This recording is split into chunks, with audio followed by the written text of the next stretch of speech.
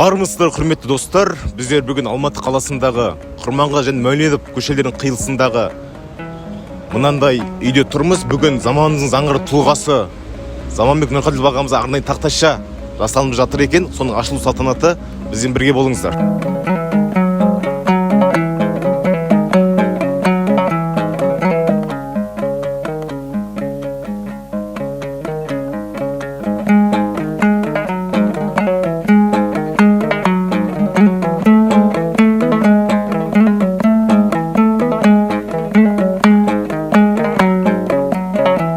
Достар, бүгін менің қасында Заманбек ағамыздың әпкесінің қызы Ләззат Қайсар қызы. Апа, жалпы Заманбек ағамыз саяси тұрғыдан, адами тұрғыдан қандай кісі еді? Туысқаныңыз ретінде қандай баға бересіз? Заманбек ағамыз өте заңғар, өте кең және ол кісі үлкен масштабта ойлайтын адам болған. Ол кісі қаланың әкімі болып тұрған кезде қаланың үлкен жанашыры болды. Себебі ол кісі мына Әл-Фарабидан жоғары қарай үлкен биік этажды үйлер салуға рұқсат еткен жоқ. Қаланың бұрынғы ескі қалпын, бұрынғы өзінің қалпын сақтап қалғысы келді. Тарихи күйінде. Себебі Алматы қаласы ол жасыл көк қала ретінде бітті кеңес үкіметінің кезіндегі жаңағы астаналардың ішіндегі ең әдемісі, ең жасыл желекке жамылған ерекше қала деп санайтын ол кісі. Алматы қаласын өте жақсы көрді. Түсінікті, апам, бұл жерде 80 жыл тұрды десек та? Иә, 10 жыл тұрды бұл кісі, 30 жыл тұрды, вернее. Бұл кісі 80-ші жылдан бастап 80-ші жылы осы жерге көшіп келді.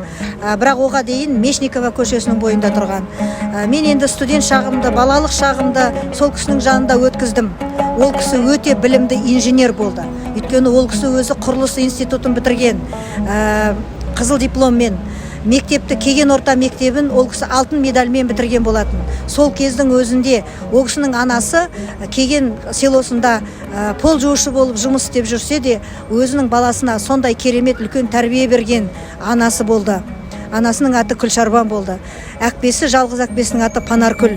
Сол үшеуі өздерінің әкелері соғыста жаңағы белгісіз солдат болып қайтыс болды.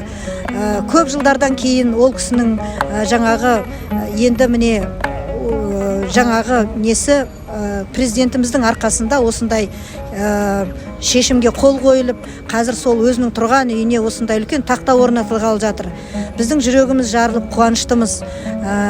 Президентімізге үлкен алғысымызды айтамыз, елге, жұртқа алғысымызды айтамыз. Заманбек ағамызды ұмытпаған ел жұртқа, өзінің қызметтестеріне, өзімен бірге кезіндегі политех институтында бірге оқыған жолдастарына үлкен рахмет. Дұрыс, апа, жалпы қазіргі таңда қоғамда әртүрлі пікір бар ғой, Мақпал Жүнісова, Заманбек Нұрқаділов дейді. Жалпы ол кісімен араласасыздар ма сіздер? Аға осыдан 19 жыл бұрын қайтыс болғаннан кейін мен ол кісінің есігін ашқан жоқпын. Мақпал Жүнісовамен ешқандай араласым жоқ. Себебі мен ол кісі өзі әнші болғаннан кейін ол кісінің творчестволық жолы бар, менің жолым бөлек, ол кісінің жолы бөлек. Түсінікті, рахмет.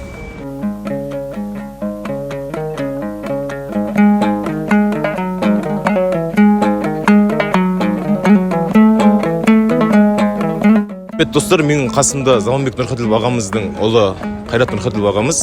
Аға, құтты болсын сіздерге. Рахмет. Аға, жалпы енді қазақтың маңдайына бітіп құшағына сыймай кеткен Қайран ағамыз, бұл не себепті біздер қадірлей алмаймыз бұндай кісілерді? Неге құшағымызға сыймайды бұндай кісілер? Енді айтып кетейін, халық оны неге? Халық жақсы көреді, халық есіне алады.